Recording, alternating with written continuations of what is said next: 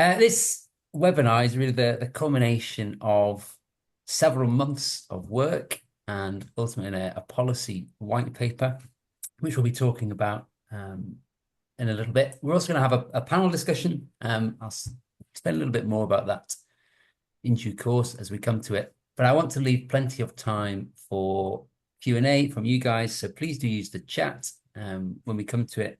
I think you can raise hands and unmute yourselves. But the chat is available and we'll keep half an eye on that to ask any questions. So as mentioned, this is really all about our policy white paper, which has not yet been released. So you're getting a sneak preview of some of the key findings. It will be going on a more general release, hopefully early next week. Again, we can let there will be a lot of publicity, so you will know when that happens. But as the title of this webinar says, we're talking about carbon, we're talking about cash. Really, how can we finance a circular chemical economy? And that has been the focus of this, the workshops that have ultimately led to this report. Let's see if I can move my screen on. There we go. So if you're not aware, this is happening under the umbrella of the NICER program. We are focusing on a circular chemical economy. We're wanting to transition our current linear economy into a circular economy, making that fossil independent and climate positive and environmentally friendly. And we're focusing on olefins and various feedstocks and complementary products and feedstocks because that accounts for the most of the majority of the organic chemical sector. So when we look at the chemical industry itself, I'm sure you don't need me to tell you it is very important.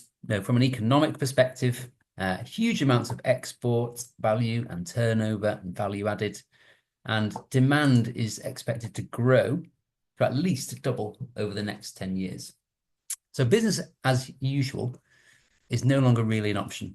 Although it's economically very important, environmentally, it is quite damaging. So it consumes vast quantities of primary resources and petrochemical feedstocks, produces a large volume of waste, and emits a large quantity of CO2. So something has to change if we're going to have sustainable growth and a more circular economy. And so the part of the problem really boils down to carbon, the virgin fossil carbon. And if we consider two primary pathways for that carbon, we can take fossil fuels, so coal, oil, or natural gas, and we can either use that as a fuel, that's the pathway on the left there, or we can use it as a material. And for each pathway, there are carbon emissions, as the focus in this case, associated with extraction and processing and use, particularly in the case of fuel. This right-hand path, when we're using it as a material, you can get secondary emission as that material reaches its end of life and degrades down whichever pathway that degradation occurs. So to put some numbers to these figures, global extraction annually is in the billions of tons of CO2 equivalent. So you see coal, oil, and gas there, billions and billions of tons of CO2 equivalent, but only a fraction of that goes down the right-hand pathway. So somewhere between 5 and 10%, depending on your calculation, of all carbon extracted annually goes to produce materials. So about 95% goes down that left-hand pathway and is burnt. So we need to look for alternative carbon sources. And the primary focus of this entire project has been on the three listed on screen here. So biomass, recycling our materials, the particular focus on plastics, but also capturing carbon from point sources primarily, but also looking at direct air capture as well. And as demand for fuel applications winds down, there may well be more fossil carbon available for the chemical industry, but the business case to extract that carbon diminishes quite rapidly. So where is that carbon going to come from to displace fossil carbon sources? What is clear is that no single alternative source alone will be enough to satisfy current demands, let alone future projected demands.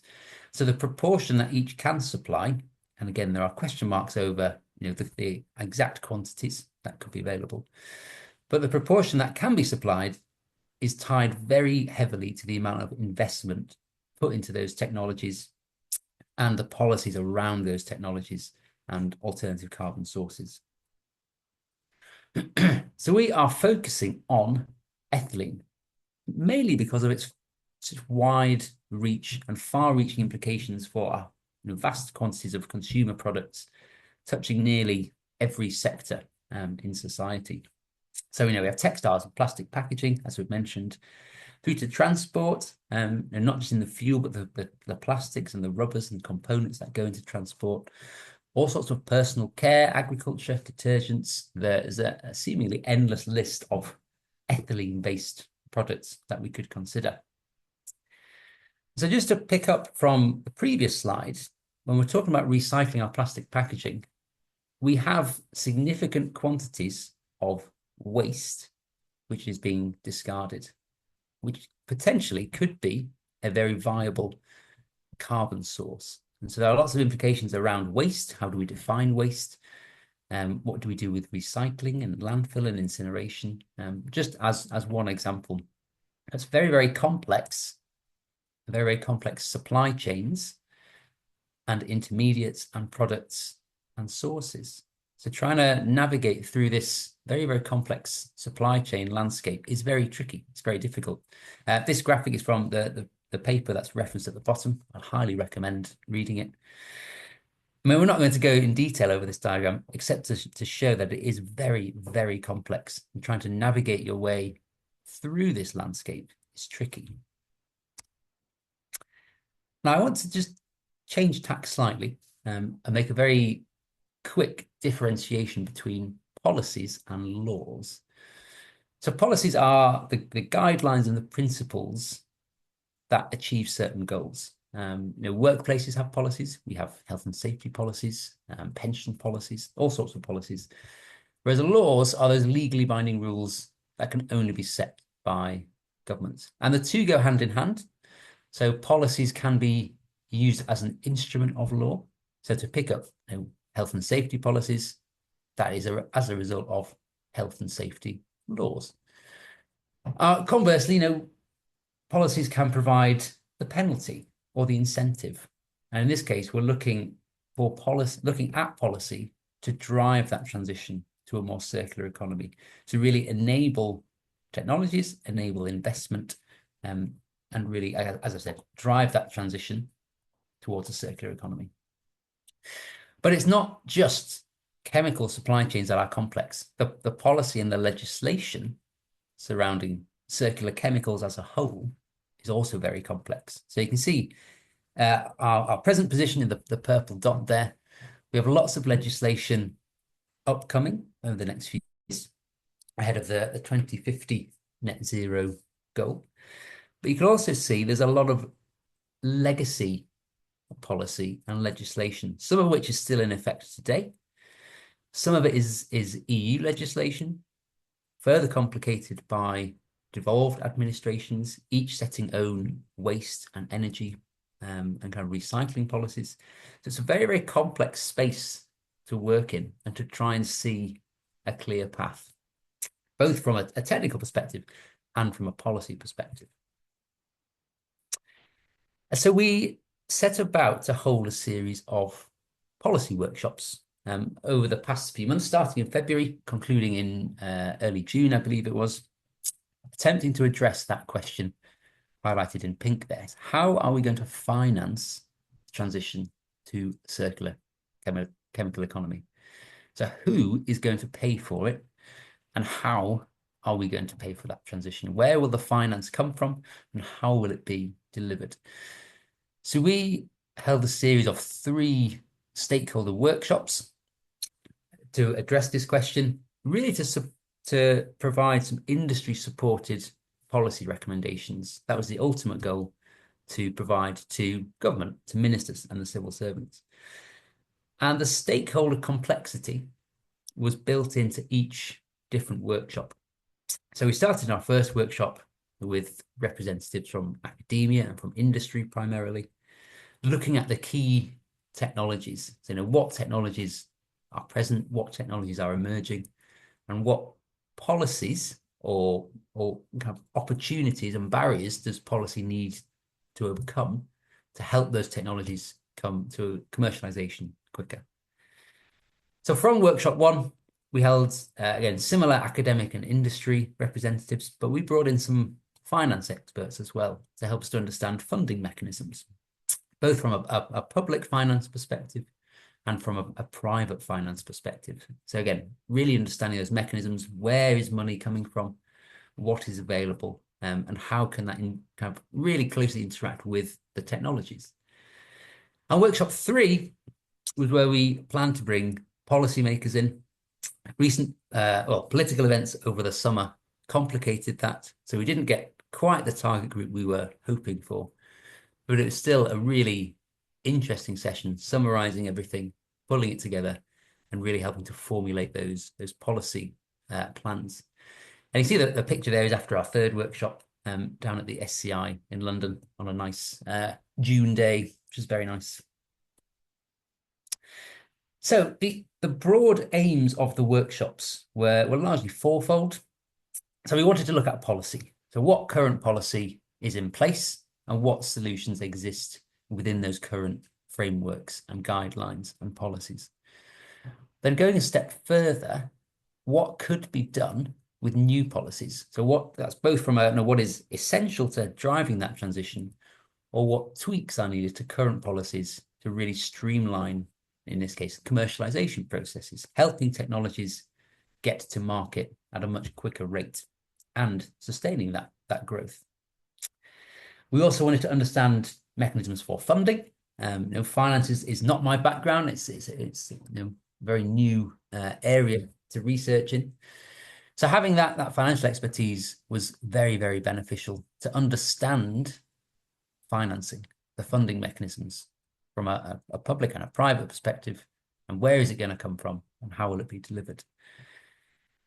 Considering public financing, we wanted to look at fiscal policies as well, and look a little bit more at kind of tax relief and subsidies and other government-backed incentives that could really help drive this transition and encourage investment. That was a key feature. Now, how can we encourage investment in UK-based technologies?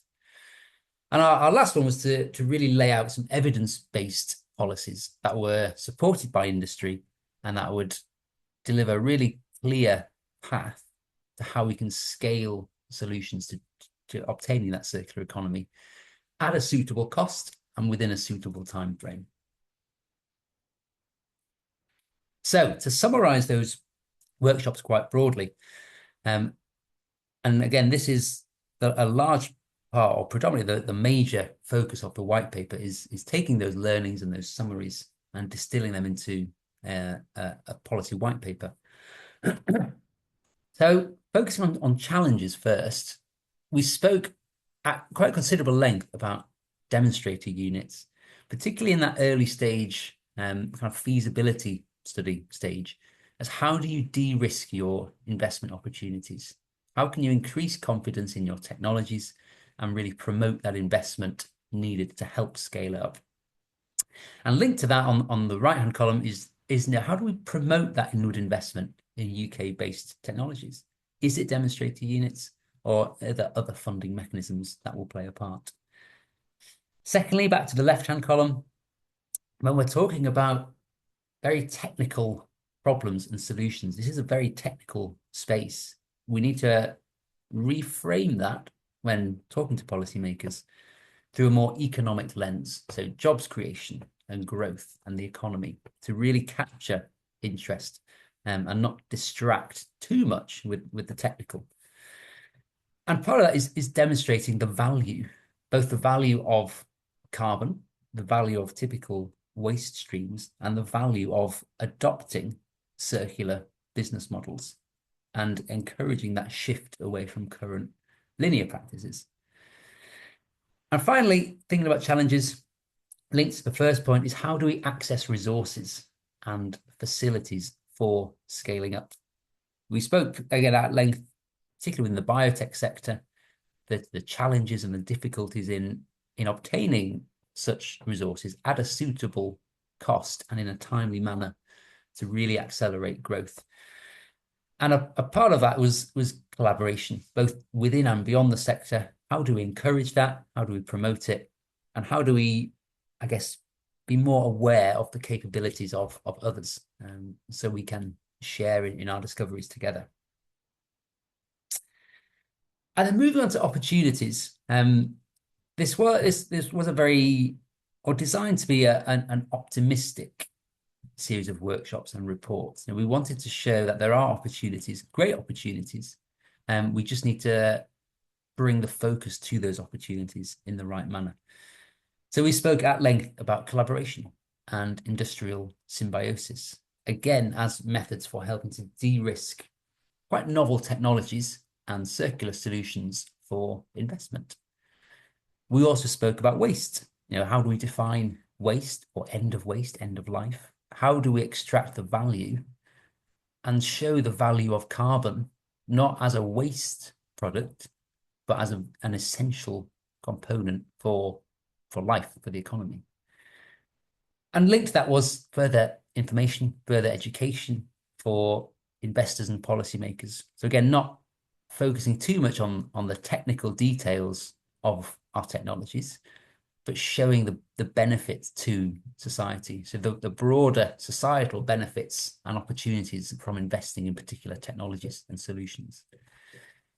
And funding guarantees and independent investment reviews we touched upon as a link to clear government policies to really help promote that investment in the UK and to incentivize that, all linked to de-risking quite risky technologies as one of, or a couple of several mechanisms that we could use to help promote that investment in these technologies, again going hand in hand with very clear and robust government policies.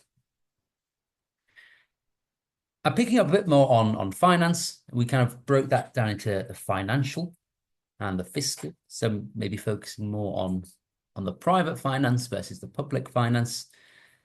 A repeated theme was investment. How do we de-risk investment to a suitable level to encourage investment and to encourage money to be put behind novel technologies?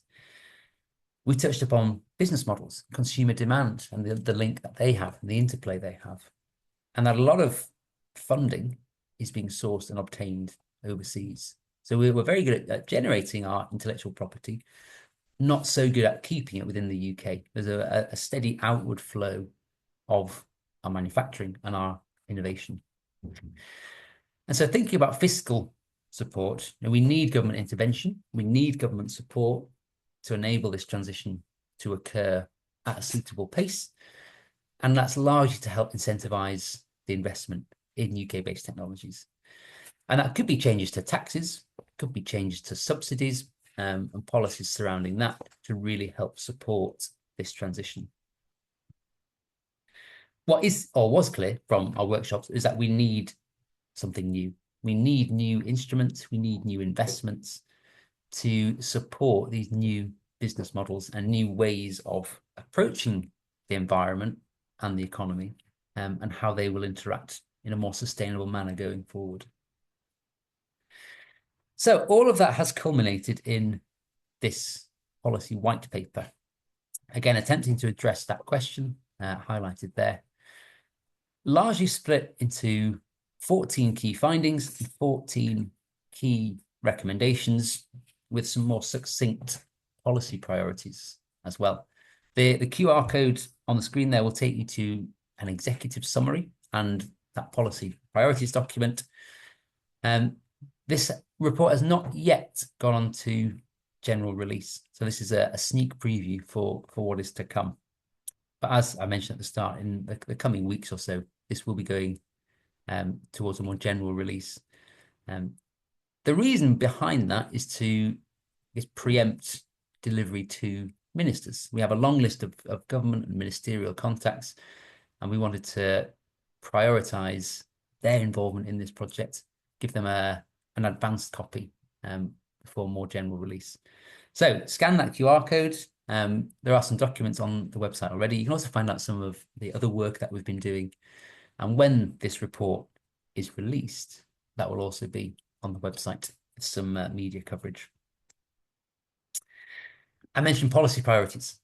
So the Monday after the general election, we released this policy priorities document, which is really 3 key priorities, recommendations for policies from the back of our workshops.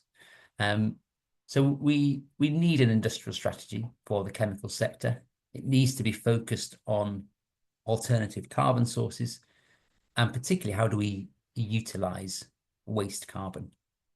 We need to leverage more money, more public and private finance to scale up these technologies in a suitably swift manner to commercial readiness, but in a sustainable way as well.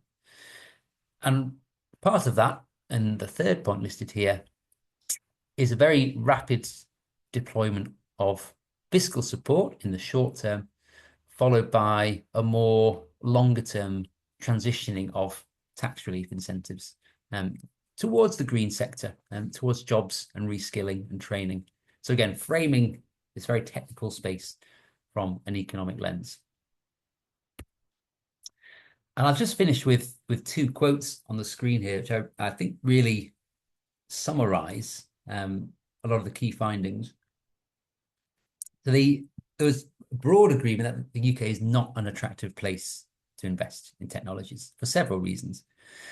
But compared to other nations, we are significantly behind the curve in terms of that investment and in terms of technology and business growth.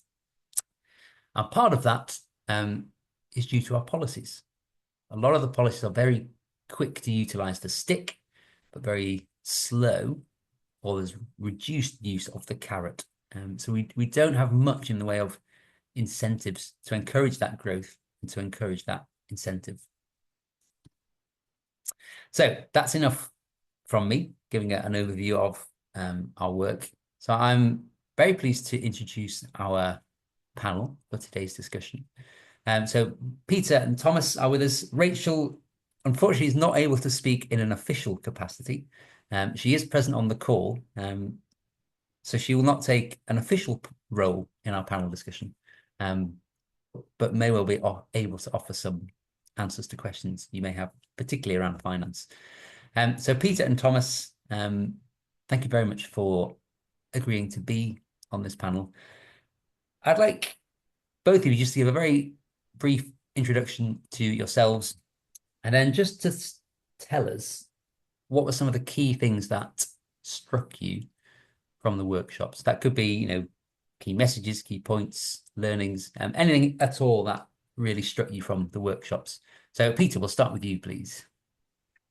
Yeah, so good afternoon, everyone, and thanks for this opportunity. So I'm Peter Styring, Professor of Chemical Engineering and Chemistry at the University of Sheffield, and also Associate Fellow in the Understanding of Politics. In terms of the CircularChem network, I'm leading the policy out of Work Package 3. For full disclosure, I'm also co-founder and director of CCU International, which is a carbon capture and utilization company. So key findings: we need to move quickly. We really do need to move quickly. One of the things I proposed during the sessions was that we need to look at this as a transitional effect. And what was really clear from industry was that a transition is not really suitable for a business plan. So we need to move quickly. We need to get fiscal and financial support. We need to realize that waste utilization, and I'll speak primarily from a carbon dioxide capture and utilization perspective, but I'm sure Tom Baker will speak from a plastics perspective as well. But we need to move away from a linear economy, which is what we have at the moment, where we consume carbon and then it goes to landfill, or it's proposed to go to landfill. So plastics will go to landfill or to combustion, to incineration.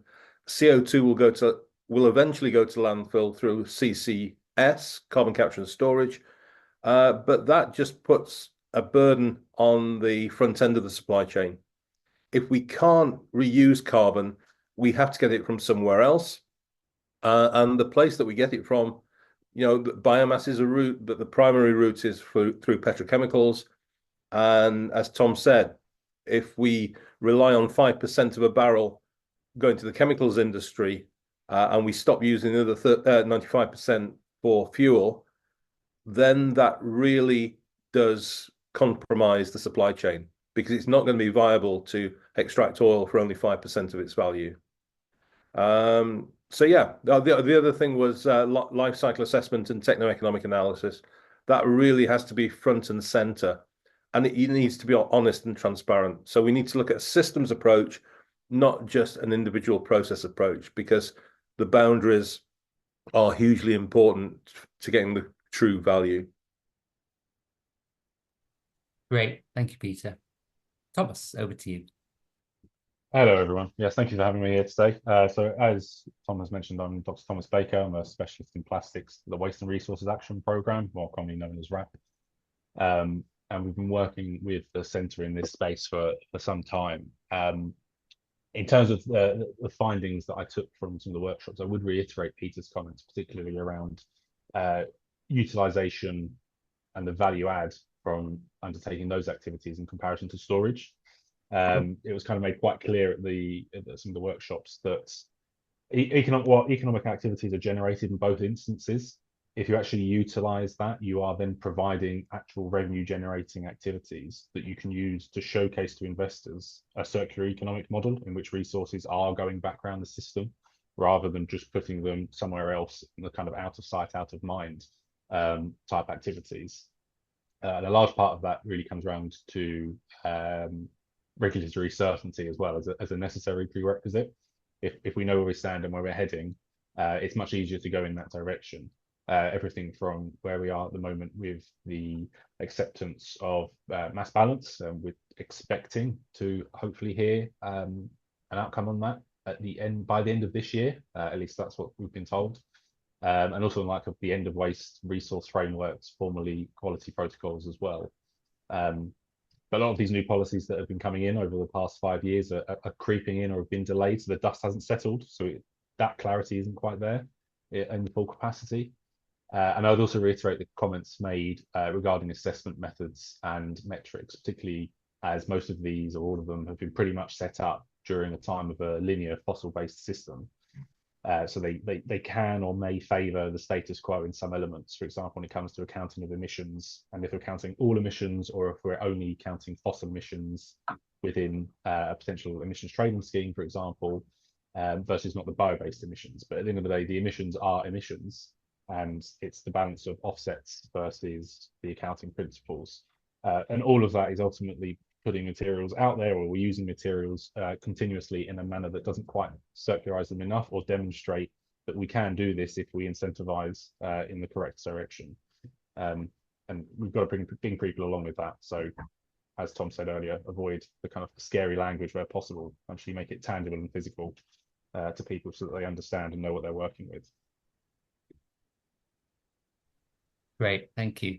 We'll stick with you, Thomas, just for a little bit longer. Obviously, you have a lot of expertise in plastics, the plastic waste sector. So from that perspective, what would you say are some of the current policy challenges and opportunities working within that space?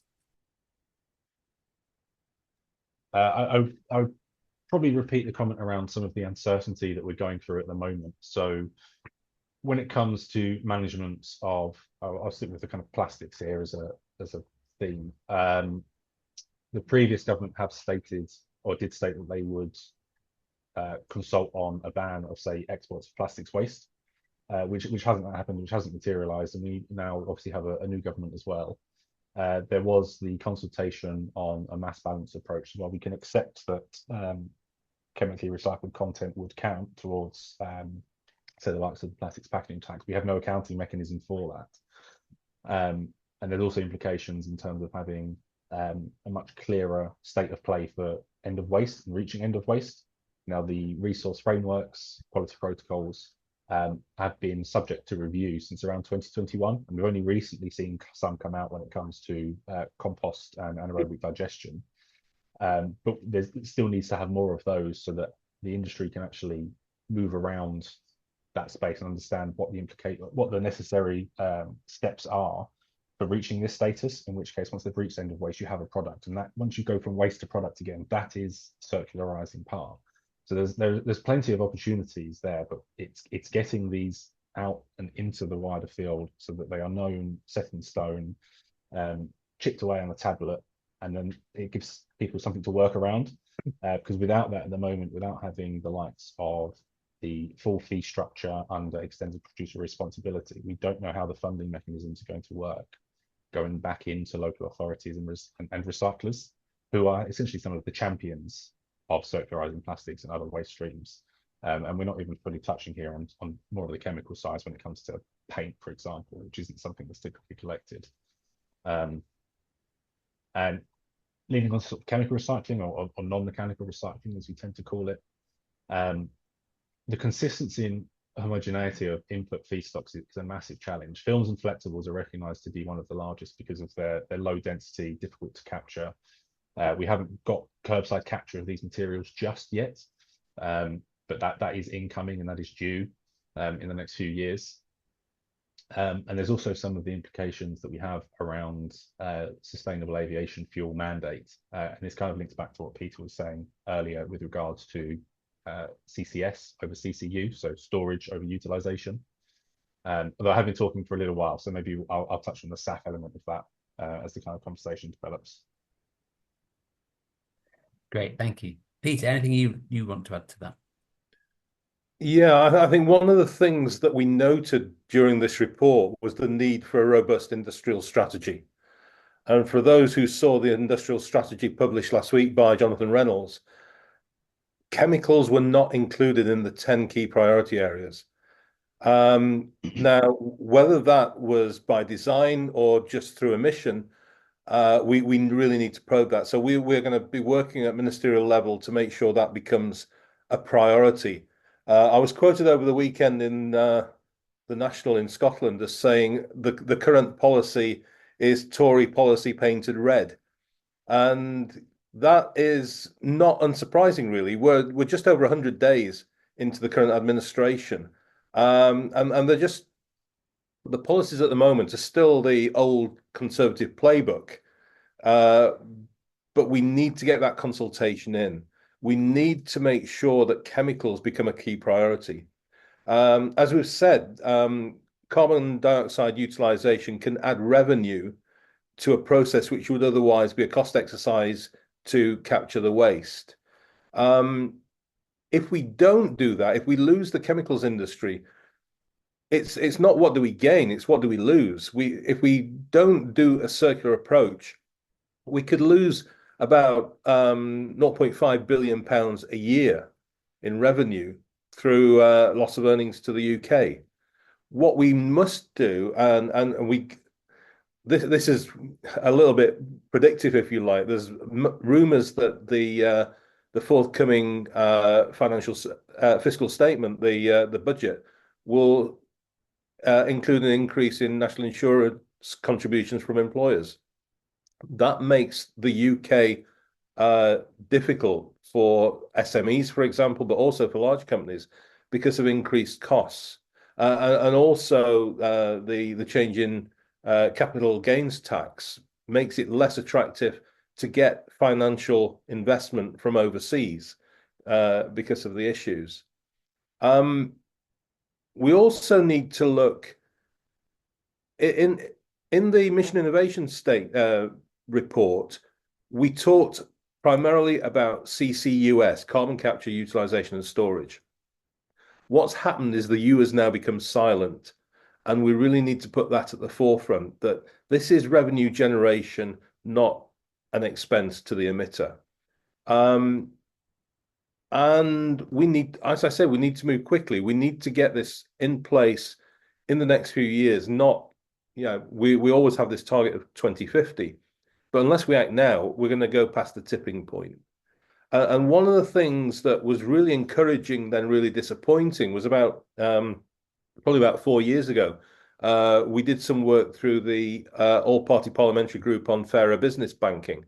And we made a proposal which was backed by Baroness Natalie Bennett to cut VAT from 20% to 0 or maybe 5% on insulation material for retrofit.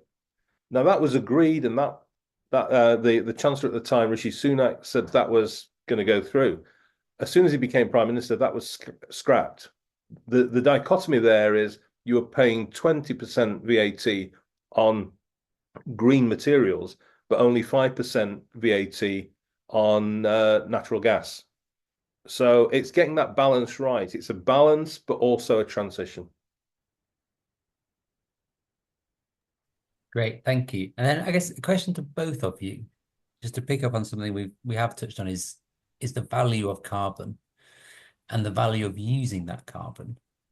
How do we promote that value? How do we show, to policymakers and the public that carbon is valuable? It's not just a waste product, but we need it. So how can we promote that utilization, the value of carbon? I don't mind which of you wants to jump in on that first. Shall I go first this time? Yeah, so it's through education. We need to talk in very simplistic terms about how we add value. And that's a simple flow diagram would do to begin with. We need to get that distributed, where we show what the cost is for a linear process, what the cost is now and what the cost is in the future, but also to show very clearly that if you do recycle at least part of the waste, then it adds value to the manufacturer, to the consumer, and essentially to GDP. And that's not just in the chemical sector; it's across the whole manufacturing sector in the UK. And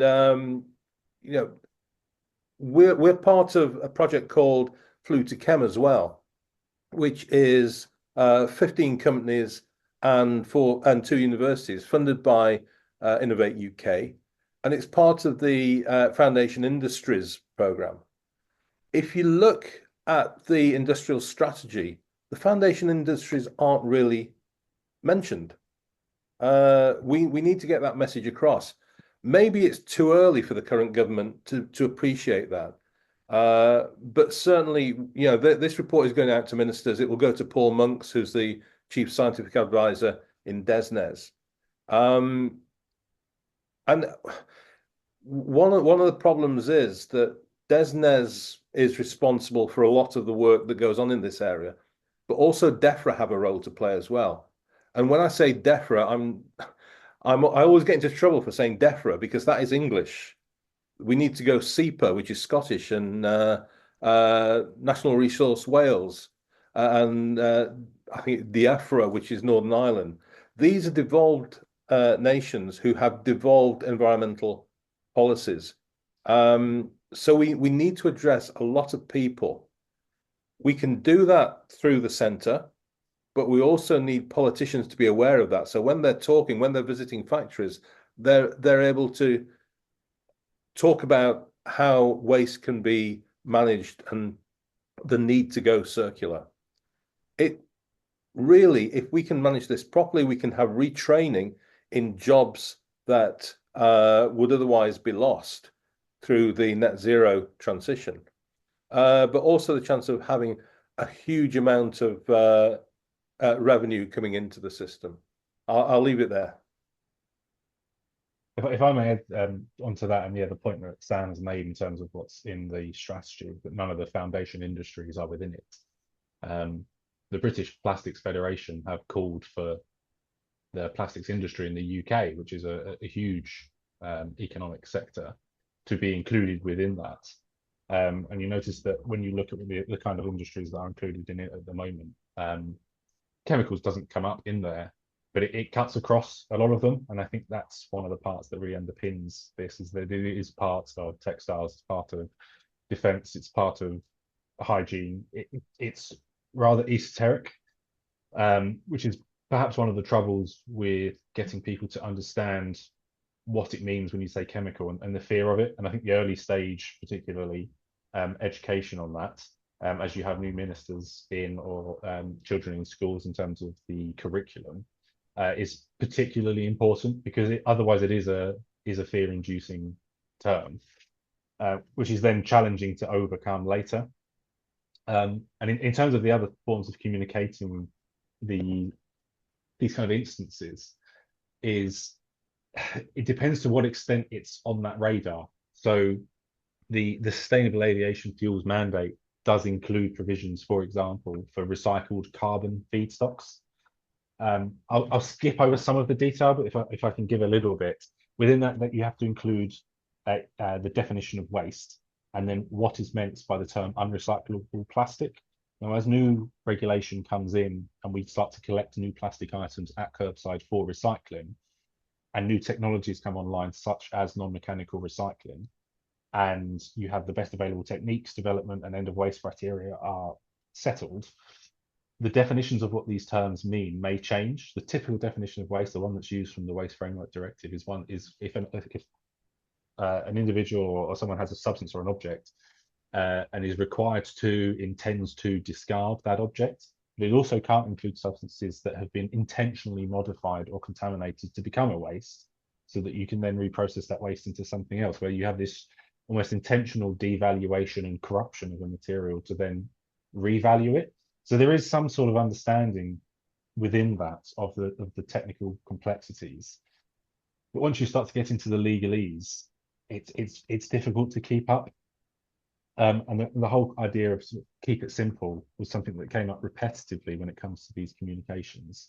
And if we're able to put these mandates in place that are incentivizing the use and capture of materials that will be deemed unrecyclable or deemed emissions, then there is some sort of framework and some sort of thinking there that is possible to use, but we have to use those examples as a precedent to go further and do more, because it's quite difficult to showcase those without having an example that you can point to, either whether it be a company in the UK or elsewhere, and in terms of what their framework is for enabling that to happen. Because otherwise you're in a particularly difficult point where you're not communicating the needs and requirements of an industry, and as a result that industry will struggle to move towards circularity, particularly in the face of, as you said, 95% of the value of a barrel of oil is not necessarily now being utilized.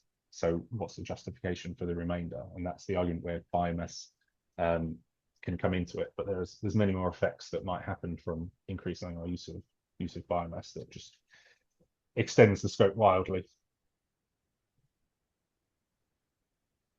Great, thank you both. I will pause my questioning there for the time being.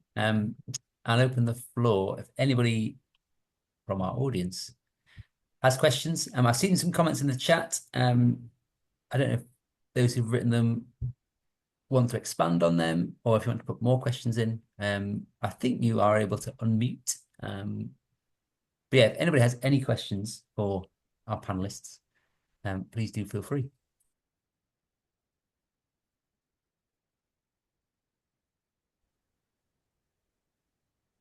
Paul, I think you have a hand raised. I've a comment and a question, if I may. I mean, the first comment is, I think when you're pitching to government and the ministers, there's no money. So if the government's having to take away winter fuel payments, the idea that there's going to be lots of money to be paid out to incentivize the chemical industry, I think is massively optimistic. So I think, that's the reality which we're currently facing. So I think that's step one. But my question is, if I'm listening to the comments so far about particularly carbon capture and utilization being revenue generating and the rest of it, then the obvious question is, why isn't this happening already? Given that the chemical sector knows its business very, very well and knows what sort of the rates of return are on these types of technology. So, why isn't this happening then? I think that's one for me, isn't it, Paul? Yeah, go for it. Yeah. Yeah, well, first of all, Paul, thank you for Innovate UK's funding for CircularChem. because that's one way of addressing the problem. Yeah. The issue has been long-standing. So we go back to 2017 when I went out to represent Bays at Mission Innovation in Houston, and we came back with some very strong recommendations that were agreed by the G20 for the implementation of utilization. The UK has fallen behind because of the continued focus on storage as a means of abating the carbon emissions. So if you go to the US, for example, I don't know if you can see that, but that's a bottle of hand sanitizer that was made in New York. It's made from CO2 that's captured from New York air. It's the hydrogen comes from water electrolysis. Those bottles were given free to New York City hospitals during the pandemic. So it can be done, and it can be done at reasonable cost. They also make vodka and perfume out of CO2. So the market is there. There's a big market. There's Carbon8, who Innovate UK will be aware of, who make aggregates. I'm part of the Global CO2 Initiative in Michigan, and we had a report commissioned by McKinsey in 2016, which put the CCU market at $1.1 trillion per annum. That's happening elsewhere. China is doing a huge amount in carbon dioxide utilization. We still have that focus on CCS. And I'm not detracting from CCS. We need to do it because we have such a big problem. We need to do something. We need to do everything. But in the case of CCU, it's now coming online in the UK. There's a lot of work being done. Some of the people on this call, the Innovate UK Blue2Chem project is with Unilever, Procter & Gamble, BASF, Reckitt. These are big names, and they've seen. I hope I'm not speaking for the companies, but they've seen the opportunity here to change the attitude towards the chemical sector. Sorry, it's kind of like, just to sort of like crystallize the question, is CCS profitable in the UK? And if not, what needs to change from a policy ask to make it profitable? CCS, it's basically landfill. So it's getting rid. Sorry, so CCU, Peter, my mistake. Okay, right. Well, so, is it profitable in the UK currently? If not, what's the policy ask to make it profitable? Right. So we're competing against oil and gas. So there are 11 billion pounds worth of tax incentives that go to the oil and gas community to continue exploration and production. Okay, that's oil and gas in the States, though, isn't there? So I don't see why that's a defining point. But we are committing 11 billion pounds a year into that. There is no similar tax incentive going into utilization. So one example would be, I mentioned the stuff on insulation. We could say that consumer products that are charged 20% VAT that use fossil fuels, you could reduce that to 5% if they use certifiable CCU or certifiable plastic recycling. So change the incentives at the consumer to stop. We published this paper saying that we should become custodians of carbon rather than consumers of carbon. What would the cost to government be on that change, Peter? I don't know. I'd have to. Again, I'm not a financial expert, so we would have to go through that with the members of the civil service that are looking into this. Yeah, I mean, it's the CCU argument. It's lovely, and I'd love to see it in the UK. And I'm just trying to understand, because I think asking for money from the government currently is going to be difficult, but I think asking for a policy change that could make the investment happen privately is an interesting route to go down. And I think it's kind of to really sort of to drill into that and see, is there a set of nice, crisp policy asks, and you absolutely agree with me about the industrial strategy, by the way, that could actually facilitate that happening. Because if you like, zero cost options are really, really attractive at the moment politically. Yeah, I think if you look in the chat, Olga Andrianova has put something about the cost of not doing anything, the cost of keeping the hazardous waste in the environment. Exactly. Yeah, but this is about managing, crisis economics, and unfortunately, and I agree 100%, but right now, things that are going to, high on the government list is growth. So it's like, how do we grow the chemical sector in a sustainable way is going to get a big tick in the box. And if we can say, and these are the policy changes we need to make that would make CCU work, that would preserve and help us grow and that's the thing that's really going to gain attraction, I would suggest. If I can give a bit of an example and hopefully answer one of the questions in chat relating to financial incentives and policies, there is an example within the document, I think it was in the Inflation Reduction Act, where the acts of CCU and CCS have a more beneficial payback scheme in terms of the per ton value that they are captured and using or captured and storing. Although within that, what it looks like, and this is just me reading it as it's put, is that it's more favourable. You get more money for CCS rather than for CCU.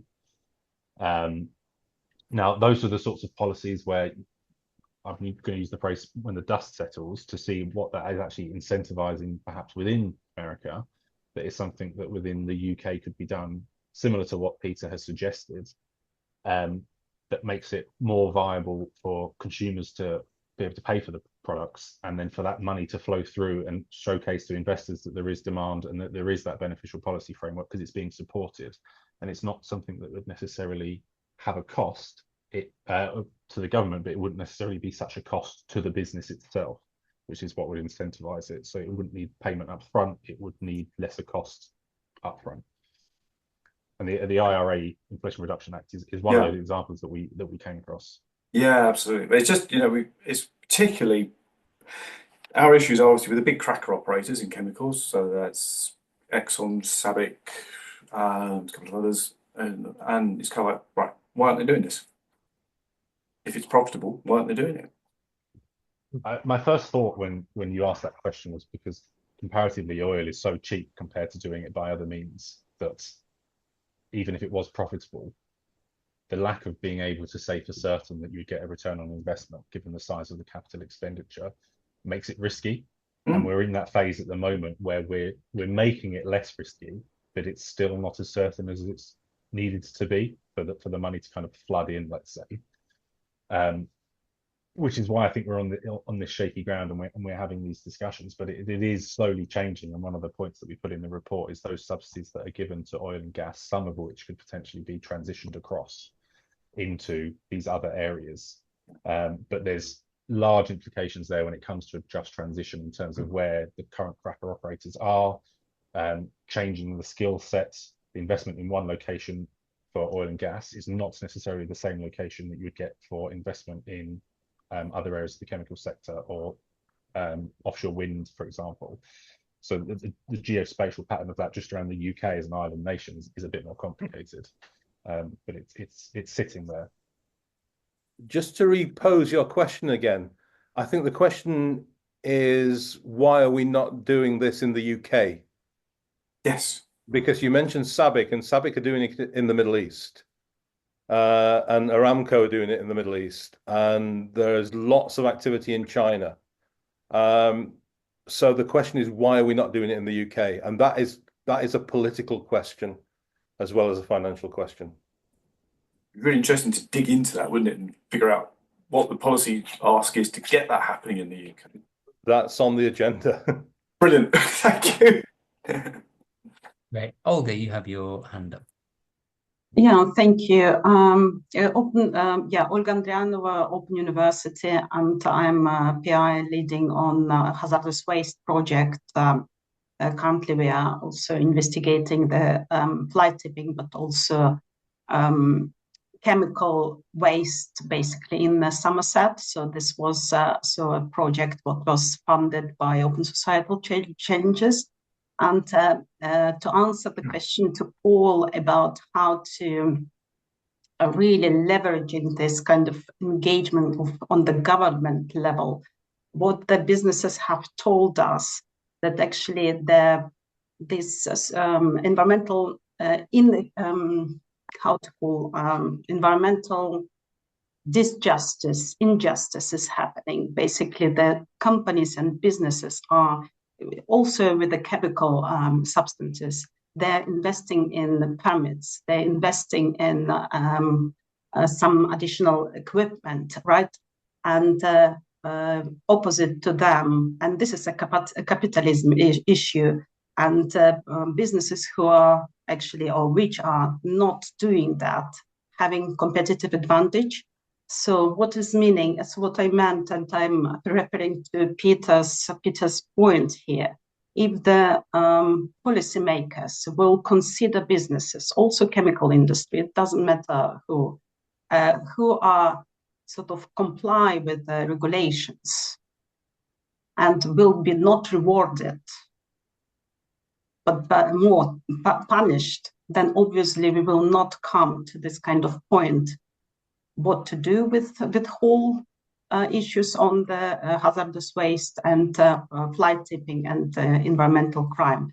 So what I'm just saying that we need to have this kind of political will to treat chemical industry plants and also the SMEs basically as somebody or responsible businesses who are investing in environment.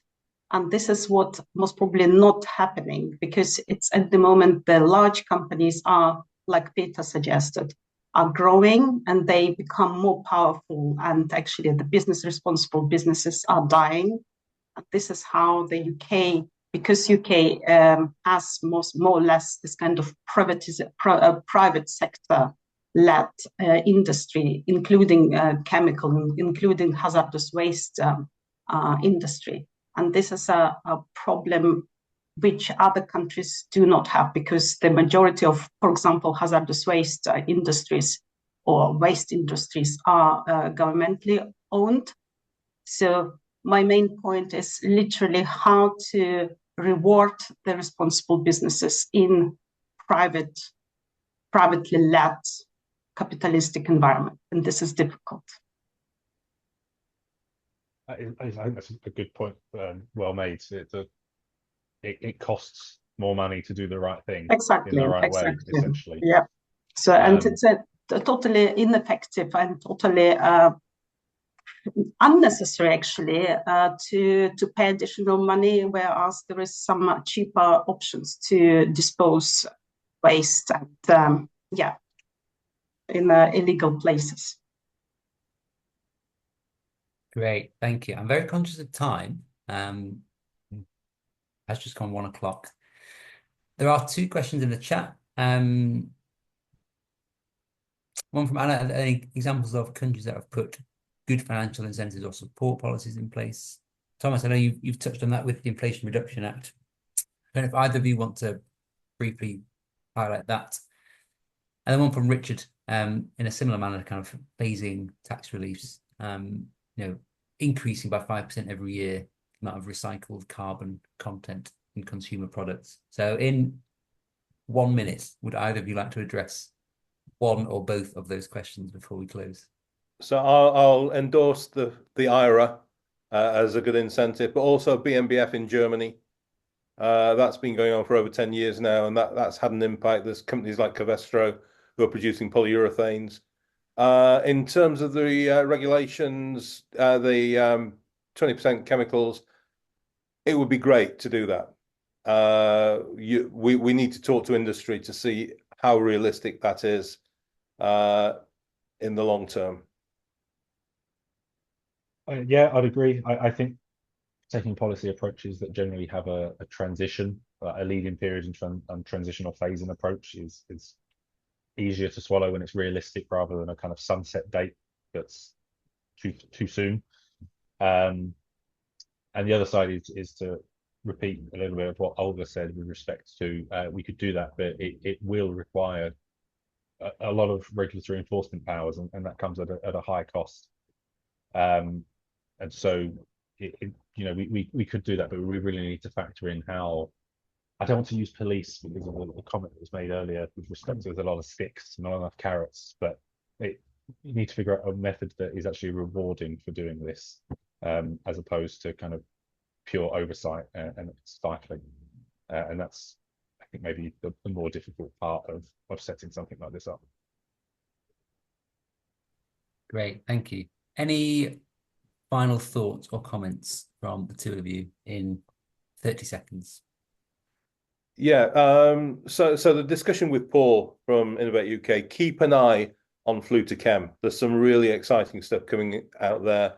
And also keep an eye on Sustain, which is the sustainable steel industries, which is doing similar things to try and keep the steel industry and other foundation industry alive. So there's a lot ongoing. There's not enough time to do everything, but we're doing our best. Final comment from me is, yeah, the utilization part is very important. Even this week, we've been made aware of a couple of projects that are using CO2 emissions from waste incineration and other plants to create more bespoke and unique polymers directly from those, feeding into fermenters for enzymatic processing. So one of the reasons why it's expensive is because we're doing things that haven't really been done before. Instead of using the same materials as you mentioned earlier with ethylene, we're trying to make new versions of things that fit not just in a circular economy for materials and for humanity, but in terms of the actual carbon cycle and the bio cycle. And I think that's a large part of why it's more expensive, because we recognise that fossil is not renewable on the timescale that we need it to be. Great, thank you very much. Yeah, we'll draw to a close there. Very conscious of time, so thank you all very much for joining us today. If you have any more questions, there's various ways to contact the centre or RAP on screen, or do feel free to reach out to us directly. Thank you to Peter and to Thomas. Thank you to Rachel for being present on the call. And yeah, watch this space for the report coming soon. It'll be on our website. You will also see quite a bit on LinkedIn and various social media platforms. And I guess my ask on the back of that is, if you do see the report, please do share it with your own networks and contacts. We want to build as much momentum as possible and keep that momentum and spread it as wide as we can. So thank you very much. We shall finish there. And yeah, look forward to seeing some of you all soon. Thank you very much, everyone.